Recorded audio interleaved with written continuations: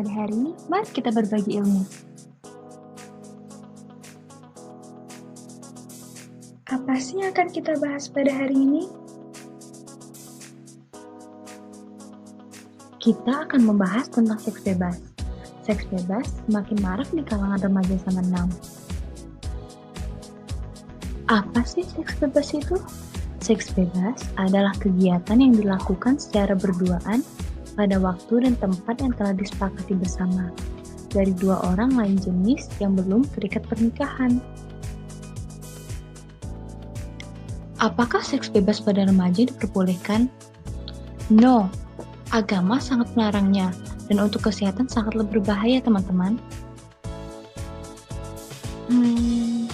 Apa aja sih yang menjadi alasan maraknya seks bebas? Apa kalian tahu bahwa zaman sekarang seks bebas itu merupakan hal yang lumrah? Mari kita bahas bersama-sama. Yang pertama adalah kurangnya pengetahuan tentang kesehatan reproduksi. Padahal, kesehatan reproduksi tersebut sangat penting bagi kehidupan remaja kita. Yang kedua adalah masuknya budaya luar yang membebaskan hubungan antara laki-laki dan perempuan. Terkadang budaya luar itu lebih banyak negatif dibanding positifnya. Yang ketiga adalah kurangnya perhatian dan kasih sayang orang tua ke anaknya.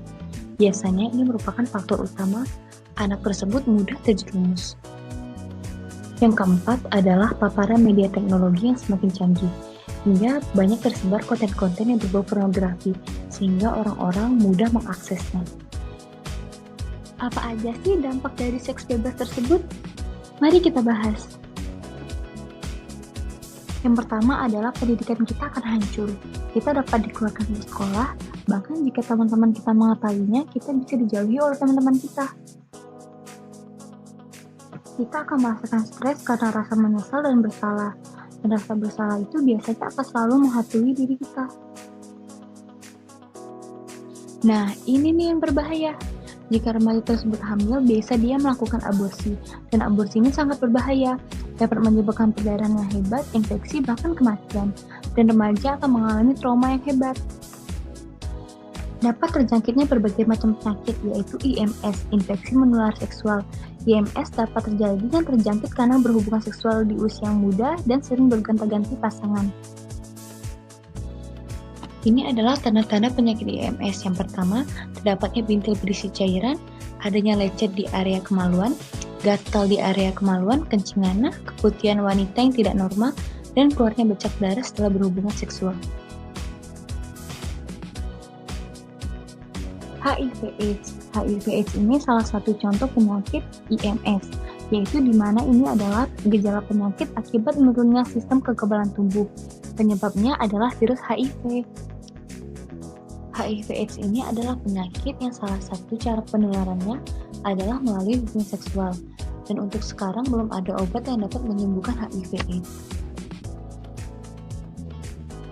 Gejala HIV/AIDS ini biasanya baru akan timbul 5-6 tahun. Setelah itu gejala yang timbul biasanya penurunan berat badan yang ekstrim, diare berulang, kulit mengelupas, sariawan yang tak kunjung sembuh. Untuk mendeteksi penyakit ini adalah kita melakukan pemeriksaan darah. Bagaimana sih cara kita terhindar dari seks bebas? Berikut adalah caranya. Yang pertama, harus ada bimbingan dan didikan dari kedua orang tuanya, sehingga dia bisa menjadi pribadi yang lebih baik. Setelah itu, adanya ilmu agama yang menahan dirinya agar tidak menyimpang dari ajaran agama. Yang kedua, harus adanya pengawasan dari orang tua, yaitu pada usia remaja mereka selalu mempunyai keinginan untuk mengetahui, mencoba, dan mencontoh segala hal, seperti dari media massa dan elektronik, yang membuat remaja seringkali terpicu untuk mengikuti. Hal yang dapat kita lakukan dengan mudah yaitu mencari kegiatan positif di luar. Contohnya kita bisa mengikuti organisasi yang ada di sekolah ataupun bidang ekstrakurikuler atau mencurahkan bakat kita di berbagai macam lomba.